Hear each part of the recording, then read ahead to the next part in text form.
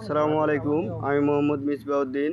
আমি আজকে এসেছি আমার পার্শ্ববর্তী এলাকায় একজন কৃষক ভাইয়ের পটলের ক্ষেতে। তো উনি এখানে একটি হলুদ আঠালো ফাঁদ দিয়েছে, যেখানে শত শত মাছি পোকা এসে মারা যাচ্ছে। হ্যাঁ, এখনও আমরা দেখতেছি কিছুগুলা জীবন্ত আছে, সেগুলা নড়তেছে। আর এই হলুদ আঠালো ফাঁদ এটা কিন্তু ভালোই কাজ করতেছে, তবে সেখানে সমস্যাও আছে। যে এইখানে এই আঠালো ফাঁদ ব্যবহার করার পরেও ওনার কিন্তু পটলে ছিদ্রকারী পোকা, এটা কিন্তু আপনার এই আল দেওয়া ছিদ্রকারী পোকা, এটা কিন্তু আপনার থামছে না। এই যে এখানে প্রচুর পরিমাণে ওনার পটল এখনও নষ্ট হইতে আছে। ওনার পটল এখনও প্রচুর পরিমাণে নষ্ট হচ্ছে।